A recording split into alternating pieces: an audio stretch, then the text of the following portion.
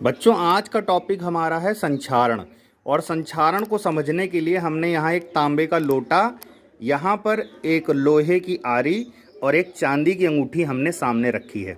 अब संक्षारण क्या होता है? संक्षारण में आप लोग पढ़ते हैं कि वायु में नमी तथा ऑक्सीजन के संपर्क आने पर धातु जो है ऑक्सीकृत हो जाती है, ऑक्साइड बनाने लगती है, और यह ऑक्साइड की परत धातु के ऊपर चढ़ जाती है, जिससे लोहे में जंग लगना, पीतल का तांबे में हरापन आ जाना, चांदी का काला पड़ जाना, यह संक्षारण होता। तो जरा संक्षारण को देखिए ध्यान से।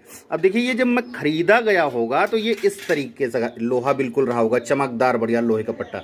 लेकिन कुछ ही दिन में देखिए यहाँ पर क्या हो गया, ये देखिए लोहे में पूरा जंग लग चुका है। अब ये जंग किस कलर का दिख रहा है आपको? डार्क रेड अथवा कह सकते हैं भूरे रंग का दिख रहा। तो ये जो भूरे रंग का ये दिख रहा ना, ये Fe2O3.X वाटर है। देखिए इसमें थोड़ा सा लाल लाल देखिए आ रहा है। तो Fe2O3.X वाटर की इस पर लेयर चढ़ गई, परत चढ़ गई है। क्यों ऐसा हुआ होगा? क्योंकि यह दुकान में जब रखा होगा तो इस पर ऑयलिंग की गई होगी, ऑयल की लेयर चढ़ी रही होगी। लेकिन जब घर इसको लाया गया तो इसे कार्य किया गया, कार्य करने के बाद इसको रख दिया गया, और ये खुले में रहने के कारण वायु में उपस्थित नमी और ऑक्सीजन के संपर्क आने पर इसने ऑक्साइड की लेयर अपने ऊपर बना ली है। उसी प्रकार से आइए देखते हैं इस तांबे के लोटे में।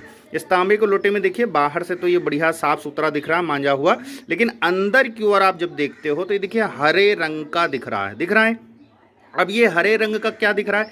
तो यह पानी के संपर्क में आने पर, नमी तथा ऑक्सीजन के संपर्क आने पर इस पे भी ऑक्साइड की लेयर चढ़ी गई है। ठीक है, ये लेयर चढ़ गई। तो इसको साफ करने के लिए अम्लीय माध्यम की आवश्यकता पड़ती है। नींबू, इमली के पानी इत्यादि से हम इसको रगड़ करके साफ कर सकते हैं, यह लेयर निकल जाती है। लेकिन देखिए हो क्या रहा है, एक प्रकार से धातु का यह भी संक्षारण ही है।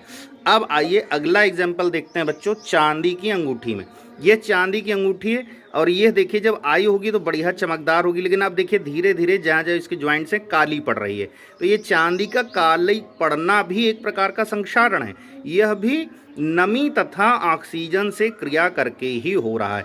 तो आई होप सो आपको ऑक्सीकरण समझ में आया होगा कि धातुओं का किस प्रकार से ऑक्सीकरण हो जाता है ऑक्सीजन तथा नमी के संपर्क आने पर।